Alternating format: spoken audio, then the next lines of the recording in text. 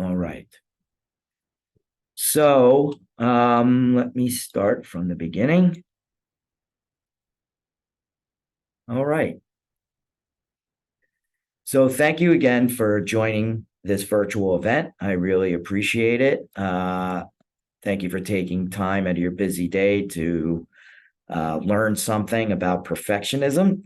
I always like to start with this disclaimer because I think it's important to read this in case someone is struggling and really needs some professional help. If you are a professional, if you are a therapist or a psychologist, please put, if you're looking for new patients or you just want want to help, please put your information in the chat. Again, this isn't about, I'm not concerned about spamming or anything like that. This is about a group that really is helping other people or helping just humans in general transform into their higher selves that they never knew existed. And there's a lot of trauma that we've experienced, and I think that we really need to be there for each other. So that's why I like to do this disclaimer, because I am not a therapist or a psychologist, but I am a life coach.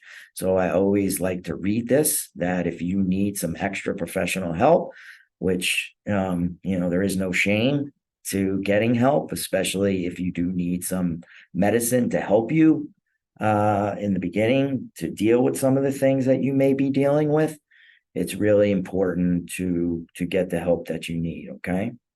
And if you don't know someone who you could reach out to, I mean, there's many resources like Psychology Today, other websites, but if you want some one-on-one talk time with me, because I do know a lot of therapists and psychologists, you could reach out to me. I'll have a website at the end of this presentation that you could go to, where I offer a free 45-minute consultation. Okay. So let's start with this disclaimer. By participating in this virtual event, you acknowledge that my positive psychology, transformational mindset, and integrative nutrition certifications in no way are to be construed or substituted as psychological counseling or any other type of therapy or medical advice. My comments about the material are backed by scientific evidence, life experience, and expressions of my opinion. Each participant's results depend upon his or her unique learning ability, motivation, commitment, and other factors. When you participate in these virtual personal development events, you fully agree that there are no guarantees as far as the specific outcomes or results you can expect from using the information you receive on or through this event. Okay, now that we got that out of the way, let's talk about perfectionism. Okay, hello, my name is Perfectionist. How many people could identify with that? I know at certain times in my life, for sure. That's why I became an expert on it, because that's usually some of the things that we struggle with the most. When we want to really work on them, they become some of our greatest strengths. So perfectionism was something that I struggled with for a long time, and was able to learn some things to not take myself so goddamn seriously. Pardon my French. Okay. So what is perfectionism? And you see this little character here. He has an eraser, no mistakes. Perfectionism is a personality trait characterized by a person striving for flawlessness and setting high performance standards, accompanied by critical self-evaluations and concerns regarding other evaluations. So not only are we tough on ourselves, we're also tough on other people, right? So we hold people in very high regard. Okay. And where does this come from? Obviously, we're humans that we have different senses, our five senses, which one of them being sight is our perceptions. And then we all have brains. Hopefully we all have brains, which I'm sure we do, that are influenced by our behaviors, some of the beliefs that we have, and as a result, we're influenced by other things such as our culture. So I've kind of come up with my own definition of where this perfectionism comes from and other negative behavior patterns that we have. And I believe it is a learned behavior from our upbringing, coupled with influential environmental factors, that is perpetuated by insidious, destructive, unintelligent beliefs stored in our subconscious that influence our thoughts, feelings, actions, and results every single day. Some of those beliefs could be, I'm not good enough. What's wrong with me? I did something wrong. And we just don't realize some of the things that were taught to us as kids and by the environmental factors that kind of caused us to maybe pick up some of these beliefs that fall under the umbrella of perfectionism. Okay. So what are the origins of perfectionism? And I kind of briefly discussed that a little bit. They could be coming from our family, influenced by our family. Whoops, got to go back. Sorry about that. Human beings are meaning makers, right? We do basically create these stories. We develop beliefs as we age from new experiences that we encounter that we perceive with our five senses. If we have competitive siblings or domineering parents that emphasize outstanding performance rather than effort, process, persistence, some of that also being the difference between process praise and people praise, a child may develop the belief that they have to strive for perfection, right? How many of us could really identify with this particular origin of perfectionism?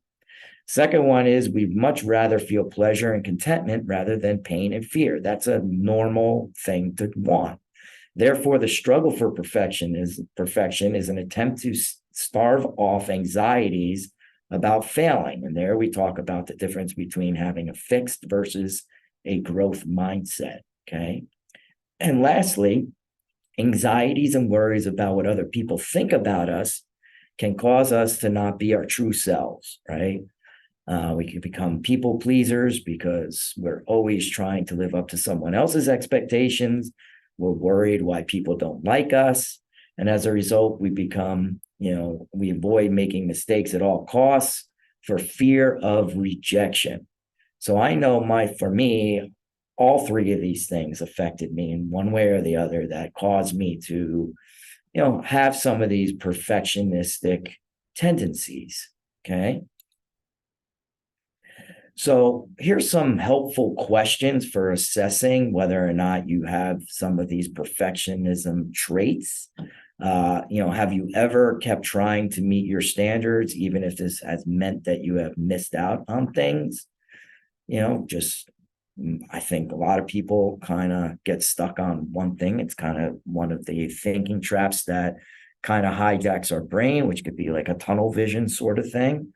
What sorts of situations trigger feelings of distress when your standards are not met? Okay. And that could be for yourself, or it could also be for other people as well. We like to place a lot of demands on other people if they don't act the way that we expect them to. What do you think of people who do just enough to get by? Do you ever feel a failure as a person because you haven't met your goals? Have you ever been told that your standards are too high? That could be in a workplace, it could be in relationships, it could be just anything in general. In what ways do you compare yourself to others? How do you typically feel? Okay. And what kind of situations must you be perfect in? Could it be that you play a sport and you're really hard and you're trying to be perfect in that, and therefore when you lose, you really freak out and it's not even fun anymore for you? Could it be a work issue? Could it be a bunch of different things? Could it be in a relationship as well? Place a lot of high standards on, a lot of different people as far as what we expect from them. Okay. So there's 5 styles of perfectionists, according to Stober. And these 5 different types of perfectionists are self-oriented perfectionism, which is they have a high personal standards, expect to be perfect, and are very self-critical, even if they fail to meet these high expectations. You could have socially prescribed perfectionism, and you could have more than one. It's not that you could just be lumped into one particular group. Socially prescribed perfectionists believe that other people expect them to be perfect and that these other people will be highly critical of them if they fail to meet expectations. Okay. There's other-oriented perfectionism. Other-oriented perfectionists expect other people to be perfect and are highly critical of those who fail to meet their impossibly high expectations. Then there's overt perfectionism. Overt perfectionists have a very strong preference for order and show increased anxiety when they don't have order around them. And lastly, we have covert perfectionists. And these people tend to have low expectations of those around them and will outwardly say that they prefer being average or laid back, yet internally they secretly want to succeed. Okay. So can any of you identify with any of these? Again, you don't just fall into one. You could be one or the other, or all five of them at certain points in our life. We've experienced this, right?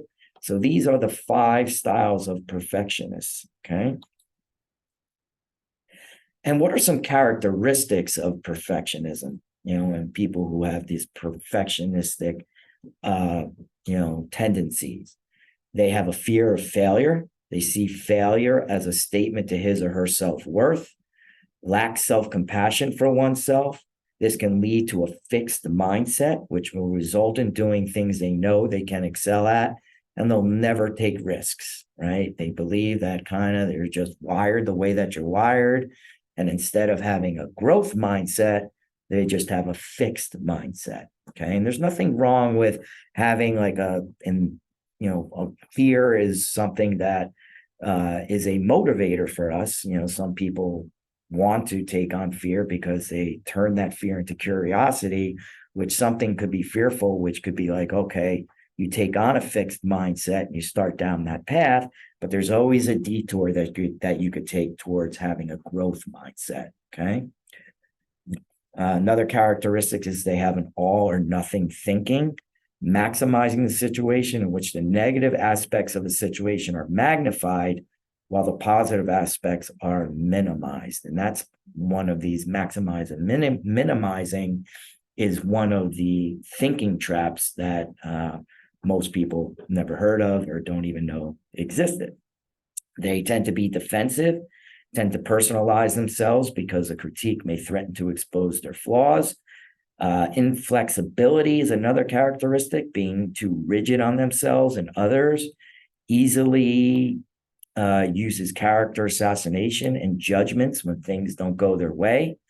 They can be excessively controlling, can jump to conclusions and use manipulation tactics because they're threatened by their own fear of failure, or if someone messes up something they're involved with. Okay. So perfectionists can be some people who are micromanagers, right? They just have this real big fear of failure. And of course, if you're a manager who is a micromanager, maybe that's something that you need to take a look at. Why do I get so crazy and anxious over this? Is it because of perfectionism, fear of being called out, and a fear of worrying about what other people think of you? Okay. And they do fault finding in themselves and others, overly critical of themselves and others for simple mistakes. Okay. So there are disorders that are associated with perfectionism, or in which perfectionism is elevated. Okay. So perfection is thought to contribute to a number of disorders, one of them being obsessive compulsive disorder. Okay.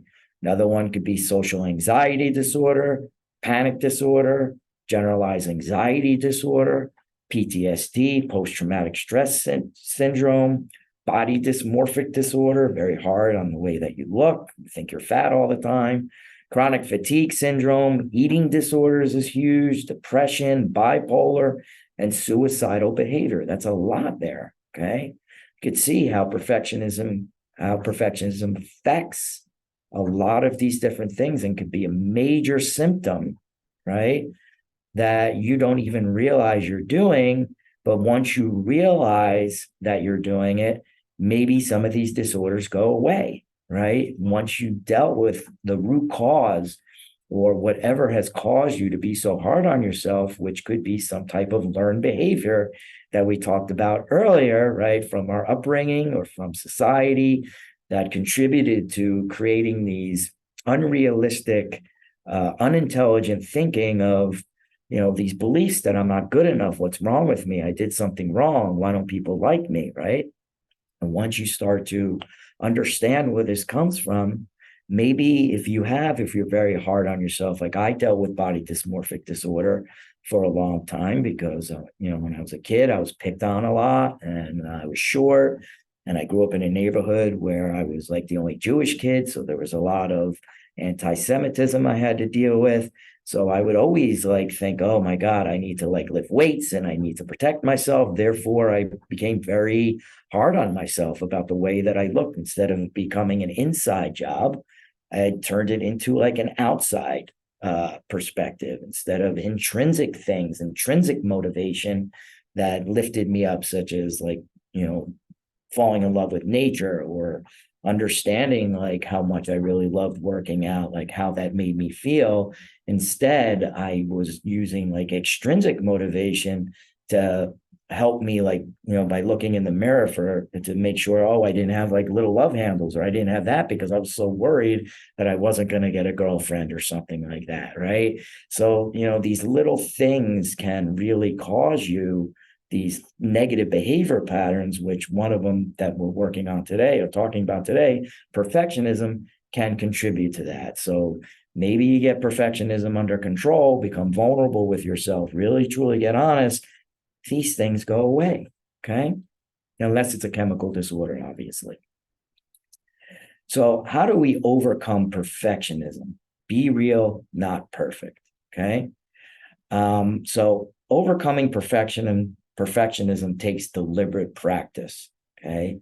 And the little formula is motivation plus clear design plus feedback plus repetition equals clarity. Okay.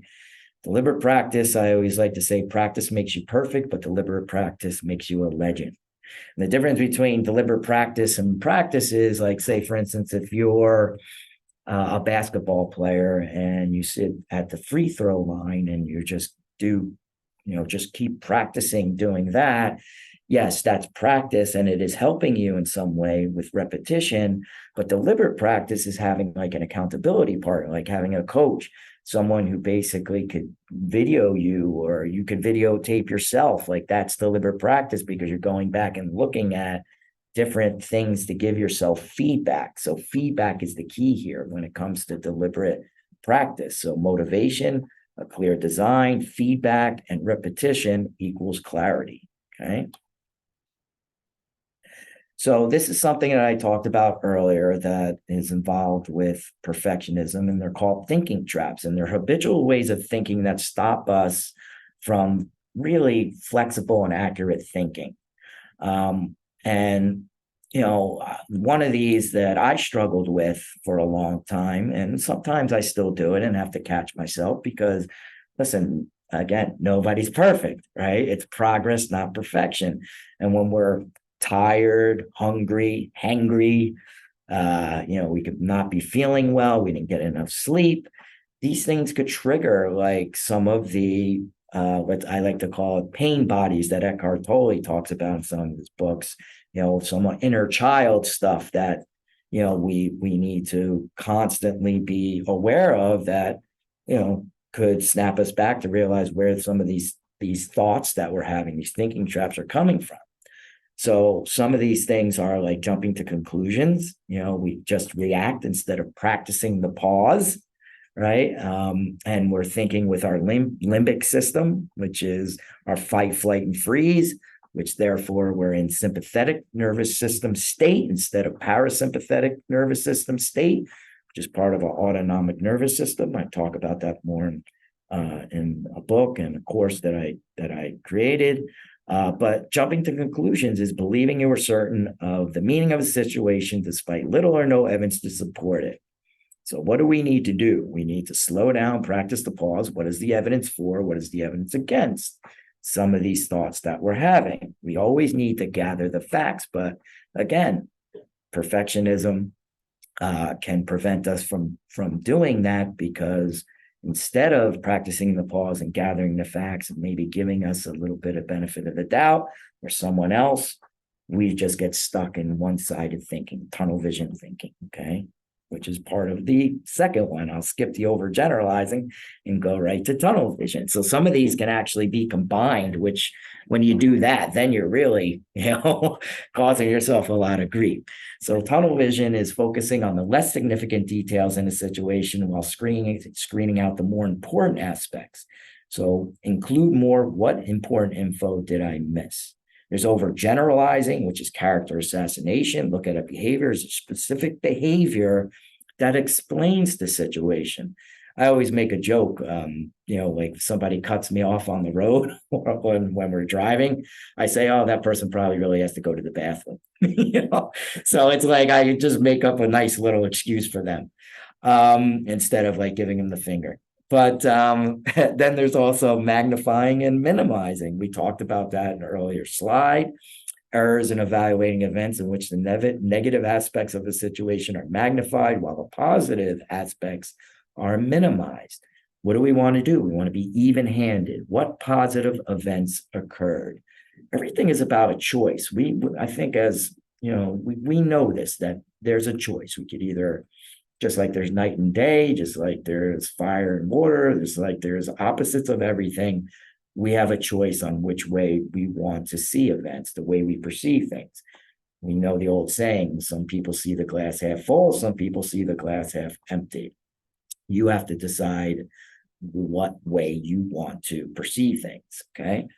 Personalizing, the tendency to automatically attribute the cause of an adversity to one's personal characteristics or actions. That's when we're looking inward. How did other people or circumstances contribute? Listen, it takes two to tango.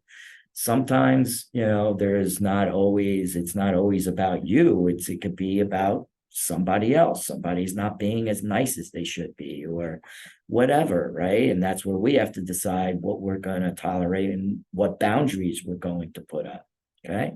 Externalizing, this is where we're pointing fingers. And when we point one finger at somebody, we have three fingers pointing back at us.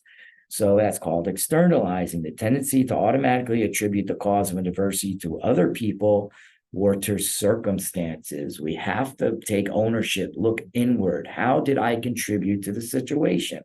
It's very difficult for us to do that, especially if we have a perfectionistic tendency, because that would mean that we're a failure, or it affects our self-esteem, or we're just, we're not really practicing self-care and we're not truly being vulnerable and loving ourselves, right? Like, what is the antidote to perfectionism? The antidote to perfectionism is really loving yourself, okay? Because when you really learn to love yourself, you're not really worried about what other people think of you, okay?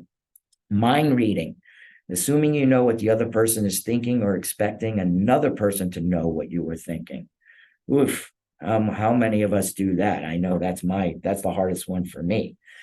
Communication is key here. Speak up. Did I express myself or ask more information, right?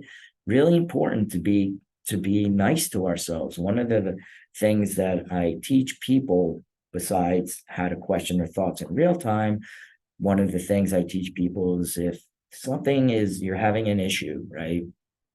And you don't really know the answer, we're really good at giving people advice, right? Because generally we love people and we care about people. We want to help them.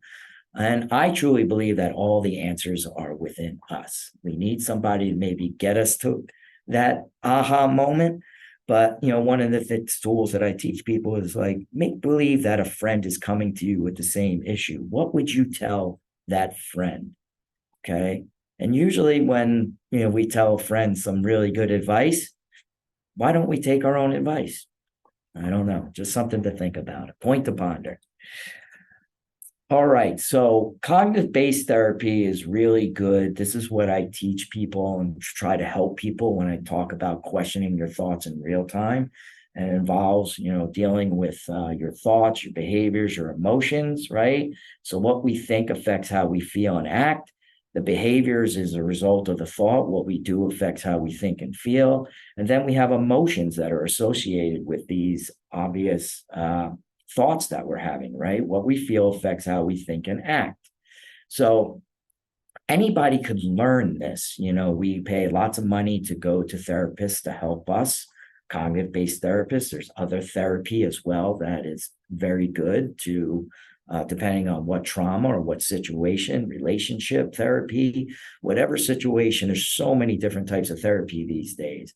But one of the things that I really try and emphasize to people is that you could become your own cognitive-based therapist, right? We really want to try and strive to the point where we could use real-time resilience skills in order to question our thoughts in real time. The term for when you're thinking about your thoughts and having a conversation with yourself is called metacognition. It's something you could Google. But that's what we want to do. We want to question our thoughts, because we're very good, as in a previous slide, at storytelling, that we could just make up a thought and it just causes us to worry and we're off to the races, right? It's either where we make up some type of false exaggeration or assumption about something, and it's like, oh my God, is that really, is there real validity to the thing I just said? Okay.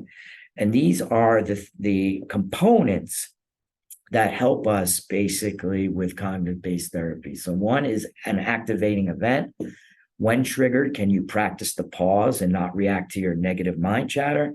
Another one is the consequences. Identify emotional feeling that is activated. And this is a true scientific thing that they studied, that it takes 90 seconds for a chemical process that happens in the body. When you have a thought that triggers the neurochemical process, it takes 90 seconds for that to go through your whole body to produce a feeling. And any remaining emotional response to that is just the person choosing to stay in that emotional loop, which is rumination, which then could lead to catastrophizing, where we really start spiraling down the rabbit hole, right? Instead of how could we interrupt this from happening really quickly using real-time resilience skills and finding the evidence for and the evidence against certain thoughts that we have. It also consists of beliefs. Can you identify the trigger associated with past tape or future thinking? One of them being, I'm not good enough. And then we want to dispute the irrational thoughts by asking rational questions. What is upsetting me? Why is this upsetting me? What are the facts for and against this belief or thought? Am I reacting based on facts or feelings? And some of the things I teach people is, I think things become a lot easier when you understand your brain physiology, how you have a limbic system, how you have a prefrontal cortex, and what the difference is between the two, your basal ganglia, all amygdala. When you understand and it's not that difficult. If I could do it, you could definitely do it. But it's just understanding a few concepts. And when you understand how your brain works, then it becomes a lot easier for you to implement some of these tools. Oh, let me go back. I'm sorry. So, and then we want to evaluate, right? Are you disputing a judgment or worry thought? Judgments are why something happened. Worries are what next thoughts, okay? So I wanted to give you kind of an example of how someone can question their thoughts in real time, okay? And one of the examples that I use here is someone who's trying to lose weight, and they just came up with this thought, right? I'm trying to lose weight, and I ate a cookie. I've just blown my diet completely. How many of us could identify with us having a thought like that? I know I can. I used to do it all the time till I was able to really learn how to implement CBT and question my thoughts in real time. And some limited belief words that are associated with perfectionism, and that's a huge thing that we really have to take into consideration, is how we communicate to ourselves. Sometimes you may wake up and you're not feeling that well, and you say, you've just been programmed to say, you know what, I feel depressed, right? There's a big difference between saying, oh, I feel depressed, to compared with saying, oh, I'm just feeling a little low energy right now, right? Huge difference, because when you say, oh, I feel like I have a little low energy, all right, well, maybe the energy will come back. When you say, oh, I feel depressed, you basically just labeled yourself as somebody who has depression. And therefore, that could develop this habit of you saying that all the time when that is not true. And therefore, you labeled yourself as somebody who's depressed. Okay. So just want to throw that out there just to kind of help you understand how important it is when it comes to words and the words you use. So some limited belief words are anything less than, I always have to, I always need to, and these have pertained to like perfectionistic thinking. Why can't I? I should have, I've just, I must, now on. Okay. And then we want to kind of identify with some of the feelings. Let's get real here. Get real and feel and identify the emotion or feeling that is associated with that belief question. I'm trying to lose weight and I eat a cookie. I've just blown my diet completely. What feeling? Probably anxiety. It could be anger at yourself, shame, all those different things. And then what thinking trap is associated with that? Am I jumping to conclusions? Probably. It's usually more than one. I'm definitely personalizing, right? I'm magnifying as well. So, and I'm overgeneralizing. So you want to identify what thinking trap am I doing here? Okay. And then we want to use questions to help develop factual evidence for that belief question. Have I confused a thought with a fact? What would I tell a friend if they had this thought? How many times has it happened in the past? Am I confusing a possibility with certainty? It may be possible. Is it likely? Is it true? And then we want to take the action. How do we heal, right? Or change this thought that is really just an assumption? This is where the CBT work comes into play. And once you start practicing this, it becomes like an automatic thing, like because your brain is really fast. But when you start developing a habit, which I teach people about habit, a habit consists of a cue, a routine, and a reward. Cue will always stay the same. The reward will get better or stay the same. We have to change the routine. When we change the routine of how we're thinking, we develop a new habit. And that's the goal here, is how do we use CBT to develop a new habit to automatically go for what's the evidence for this belief and what's the evidence against. Now, when we're doing this exercise, we got to use fact-based evidence. And the best way what I compare this to is a court of law. It's like you really have to take your brain to court, right? Everybody'd be locked up and in jail if we didn't use logic, right? We have to use logic, evidence-based logic, not emotions and just assumptions, because that would be a bad thing. So we really have to do that with our thoughts. So we have two different columns. What is the evidence for the belief that I ate a cookie and I've blown my whole diet? And what's the evidence against that belief? Well, the evidence for the belief, one of the fact-based things, is I've just ate one cookie. That's a fact, okay? The cookie was 300 calories. That was a fact. My pants feel tighter around the waist, okay? That was a fact. What's the evidence against the belief? I only had one cookie in 7 days. That's a fact. I'm still under my caloric intake per the diet requirements because I added up all the calories for the day. That's a fact. Lastly, you're 1 pound lighter than yesterday. I'm mistaking fat for muscle because I used the BMI handheld machine to calculate. Therefore, based on those two columns, what belief would you really come up with? Did you really blow your diet because you just had one cookie? Or should the belief be, I didn't blow my diet and I'm still on track. In fact, I'm doing better than I anticipated, which gives me the leeway to have a treat once in a while. So you could see like how your thoughts could really run away with you if you just make assumptions instead of really using your logic, right? Your logic-based, your prefrontal cortex, instead of your limbic system, to really evaluate what's going on in the moment and what's true right now, okay? Here's additional tips to face perfectionism head on, okay? No one is perfect. That's why pencils have erasers, of course. Give yourself permission to get vulnerable. Really important to do that, okay? Again, I mentioned what's the antidote for perfectionism? It's learning to love yourself, okay? And when you truly love yourself, you're able to get vulnerable with yourself. You're able to look in the mirror and you have that conversation with yourself. An example would be like, okay, it's raining. And you tell yourself, oh, I should bring that umbrella. Your gut's telling you to bring your umbrella. And then you don't bring your umbrella. And what happens? You get rained on. And you're like, damn, I should have brought my umbrella. Be vulnerable. That's just a small example. You know what I mean? Vulnerable is like really getting vulnerable. Accept that you are human, which means you're fallible and it's okay to make a mistake. Give yourself permission to feel your feelings. Don't flinch and stuff your emotions. Trust in yourself that you can weather any storm. Okay.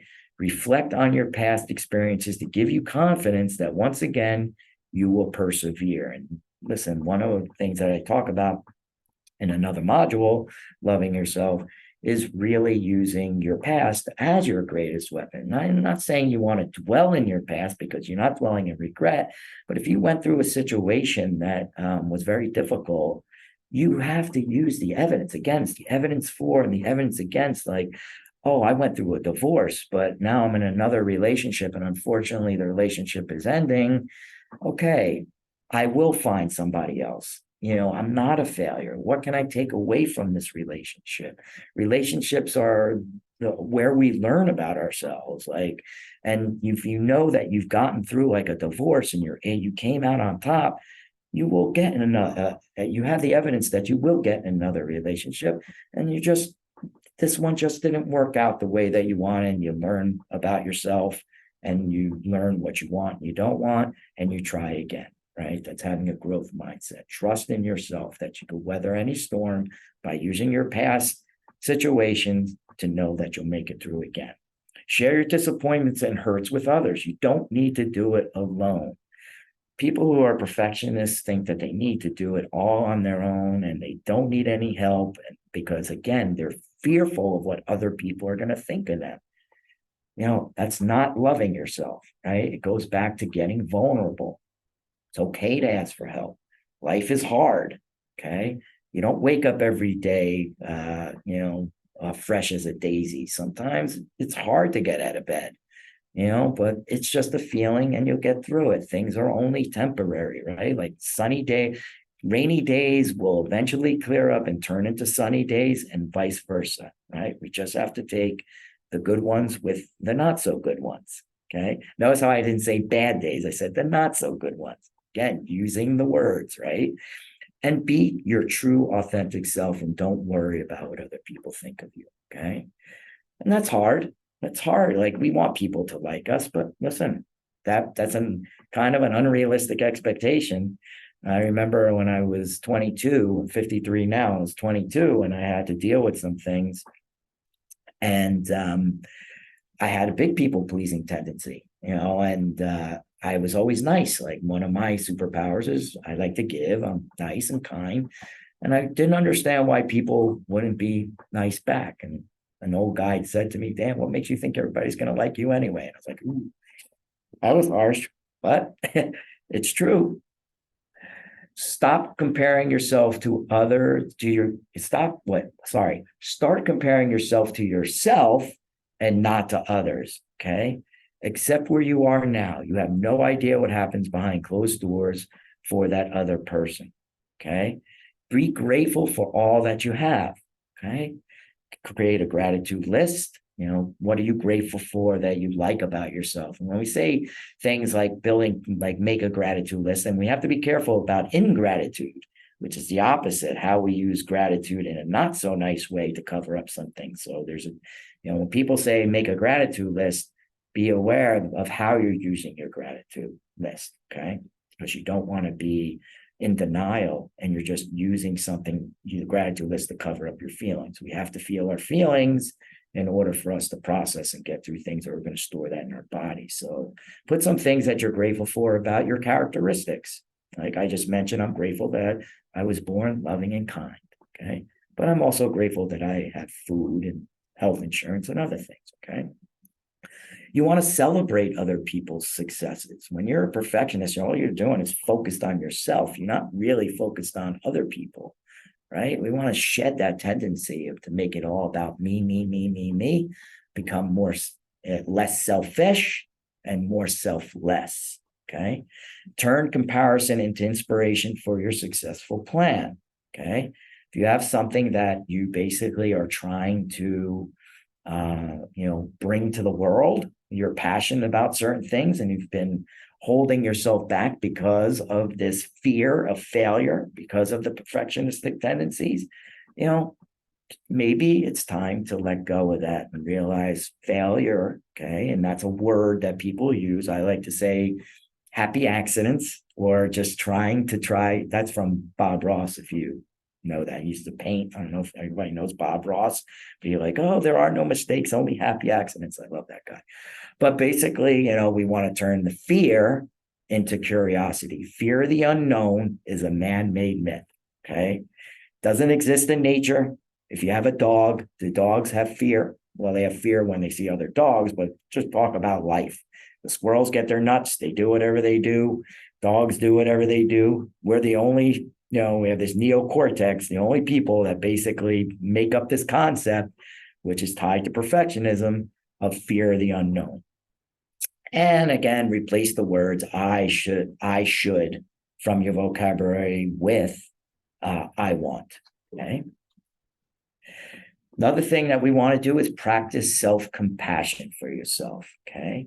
Practice forgiveness and stop punishing yourself for mistakes. Develop a growth mindset, embrace challenges rather than avoid them. That's someone who has a fixed mindset. Express gratitude every day for all the wonderful things you have in your life. Practice mindfulness to stay in the moment, to be aware of what is happening right now without judging or labeling. Be mindful of your critical self-talk and reframe it with kindness.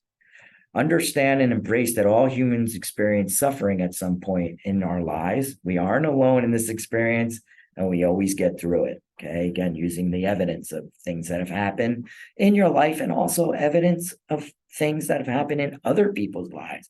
We don't have to just look at our life. There's so many different things on the news every day. I try to avoid watching the news, but just because we are a society that tends to focus on the negative, which we want to try to focus more things positive, we need a balance. So if you do watch the news, just a quick tip, there's a website called the goodnewsnetwork.org. Highly recommend it. It's all good news stories, goodnewsnetwork.org.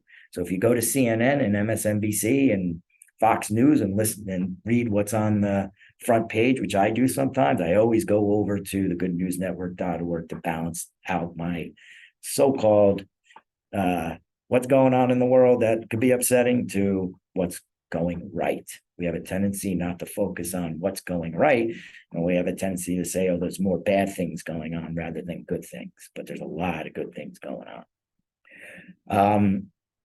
Learn to love yourself for who you are spiritually, emotionally, intellectually, and physically. Accept your weaknesses and strengths. Treat yourself how you would treat a close friend or relative. Find meaning for your life, right? What is the purpose? What's your passion? Why are you here? What is the reason that you are here? Of course, we don't know if we made the choice to come here. Maybe one day when we're pass on, we'll get that answer, but there's got to be a reason. So, and if we only get one shot at this, what is holding us back from making it the best life we possibly can? Okay. Don't regret the past. What's done is done. Be kind to yourself and practice self-compassion. Embrace your mistakes as opportunities to learn and grow from. Learn to laugh at yourself. Very important. Okay. So one of the things that I put something in the chat that told you a little bit about me is that I am certified in positive psychology. Okay. And positive psychology is it's a study of, it involves a couple of different psychologies: cognitive behavioral, which I showed you about, and humanistic therapies to help you stay north of neutral. What does north of neutral mean? Well, when I coach certain people, I give them a wheel of life where I grade them in each area of their life from like 0 to 10 to see where you are, because maybe some people are at a 4 in relationships, but in career, they're at a 8, right? North of neutral for me is being above a 7. But life, again, life is hard, and sometimes it knocks us down. And in certain areas of our life, we may be an 8, but then we drop down to a 4. So what I try and do is help people to get back to north of neutral, bounce back from adversity as quickly as possible using positive psychology, principles, tools, and things that I've been teaching you, and other things as well. Now, the difference between positive psychology and traditional psychology will really focus on like mental illness. It's vitally important, but does not serve the 85% of population without a diagnosed disorder. And I showed you a bunch of disorders before. So some people may not need to go to a psychiatrist to get medication, or they may not need to deal with a trauma, but they basically are looking for something that will help them be able to figure out where they are in their life and what direction they want to go. And maybe they're not in the relationship they want, they're not in the career that they want. Doesn't mean that there's anything wrong with you, but we focus on what's right and aim to create more well-being and happiness and life satisfaction. It's really the study of human flourishing that encapsulates positivity, engagement, relations, meaning, achievement, and vitality. Okay.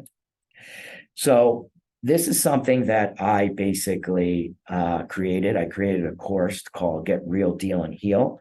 And we went over some of the things in the module called Perfectionism. Okay. Now, the course deals with 7 different modules. I don't have the transformational toolkit as a module, but it is a module because it's the key to helping you change and become, help you introduce you to your higher self that you really didn't know existed. But these are the other modules that are involved in it. So we learn about self-centered fear. Unrealistic expectation is the other negative behavioral pattern. And then the 3 antidotes. And I was saying that perfectionism, the antidote for that is learning to love yourself.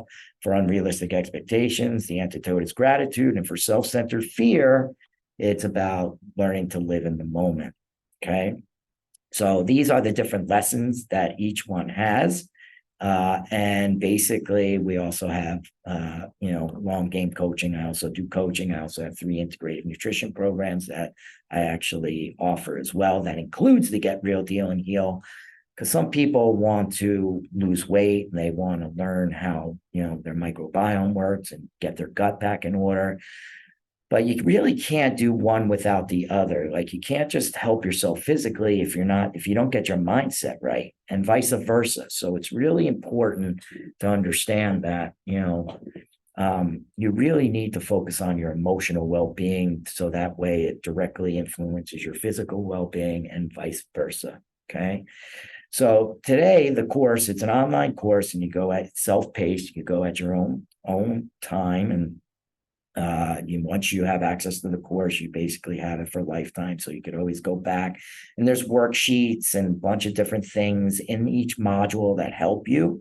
And there's also an add-on for if you want to have one-on-one coaching after each module.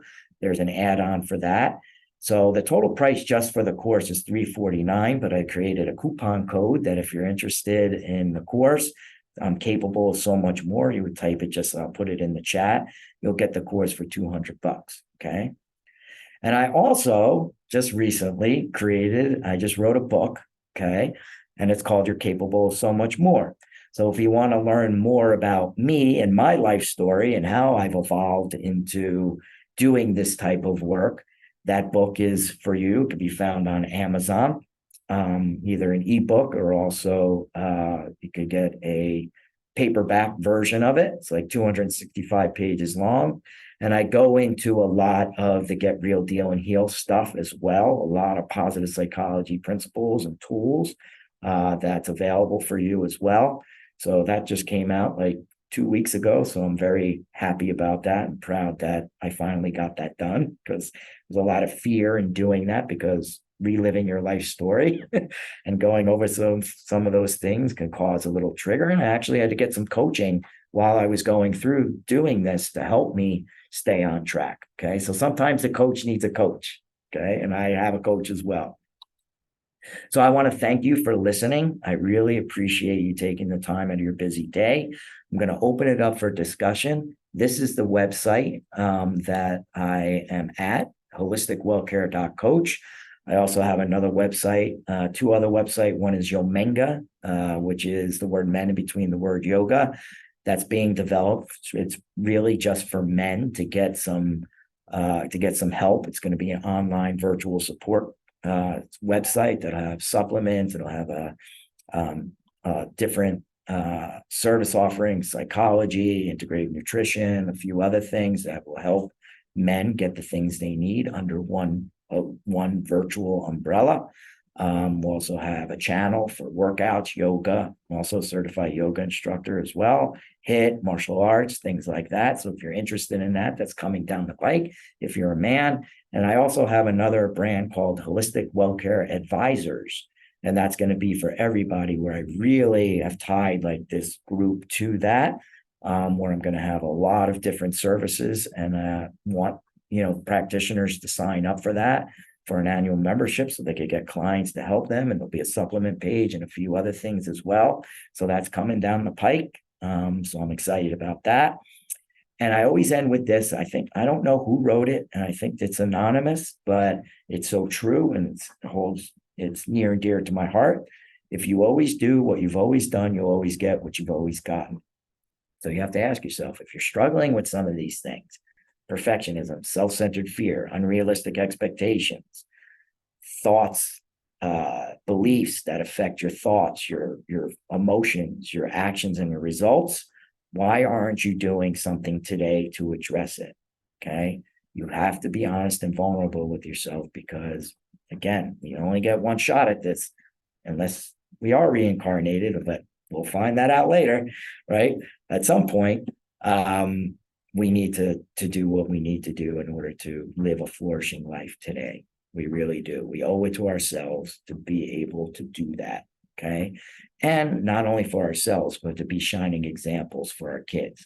I have 2 boys, 19 and 16, and I want them to grow up to be vulnerable men. And I want to change society, because right now society isn't doing so well. And I would love for you to be able to do some of this work and become a change agent to help make the world a better place. Okay. So I am going to stop sharing. We have 11 participants on this call, and I'm just going to go through the chat to see if there's anything in here that I missed. I am going to unmute people. I'm going to ask people to unmute, and we are going to open this up for discussion. If anybody wants to ask some questions, comments, concerns, announcements, this meeting is for you. Since you are part of this group, I would love to hear some feedback. So what do you got? Anything? I thought it was really helpful. All the things about perfectionism and everything there was like check, check, check, check, check. So it's good. A lot of it more living in the moment is true, because it's mostly focused on the past and everything. So it was very helpful. I'm glad. Thank you for sharing, Christine. Is there anything in particular that resonated with you that you're going to take away and maybe start focusing on to help you? I took notes. I'll reread the notes. There's a lot of different things, like when you go and figure out like the brain systems and stuff, like I'm going to research that more and be like, oh, that was my limbic system being an asshole and stuff like that. So I'll check that. Cool. I'm really glad that you got something out of that. That's awesome. Anyone else? Let me put my website, coach in here for you guys. I think I spelled that right. Yeah. Anyone else? We have about a half hour, and I know some of you maybe you're on your lunch, so I appreciate you. Let's see. Yeah, you have your hand up a lot. I can't pronounce your name. I apologize. But you should be unmuted. Elaf? I don't know if you're talking, but I can't hear you. I don't know if anybody else could hear you. No?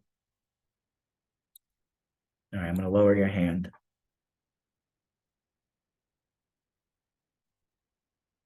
You raised it again. I don't know. If you're trying to speak, I don't know. Maybe you could type in the chat if you have a question, because I can't hear you. I don't think anybody else could hear you either.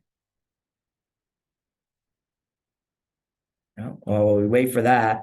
Does anybody else have any comments, questions, concerns? So on my website, the holisticwellcare.coach, I do offer a 45-minute free consultation as well. So if you do know anybody or you yourself need a resource, and you just need to speak to someone, please take advantage of that, because, I'm not asking you to buy or sell anything. Obviously, I put it in the PowerPoint presentation because, like I said in the beginning, I want people who want to be speakers, who to promote themselves, obviously. We do want to make some money, because how else are we going to survive? But I do the 45-minute free consultation just to hear what you have to say. And if there's something I could help you with, that'd be great. And if I can't, I could get you to somebody who can. So I'm just throwing that out there, okay? So I want to be honest and transparent as I possibly can. So if nobody else has anything and there's no other comments in the chat, I'm going to give you time back in your busy day. I'm going to be going over, I think next week, I have another one. Please be sure to sign up for that one. Let me see which one that is. And I have a couple of guest speakers coming on soon as well. So let me go to the Meetup app. Let's see, what do we have? Oh, we have what does living in the moment really mean? Okay, so that one, September, that's going to be on Tuesday, September 19th. And then I have a guest speaker coming on who's going to talk about functional medicine. Okay, she's a coach, and her theme is what's gut got to do with it. So she's going to talk about the gut and microbiome and how important that is. So I look forward to seeing you at those, and there'll be more coming up as well. So thank you. I appreciate you. And until then, I will see you. I am going to stop the recording. If you want to see the recording again, it takes about 24 hours to get the thing processed. And I will be putting it, I'll send an email out to the people who signed up for this specific meetup. And I will also put it in the chat for this specific meetup. So you'll have that link if you want to rewatch it again. All right, everybody, take care, enjoy your lunch, and have a great rest of your day.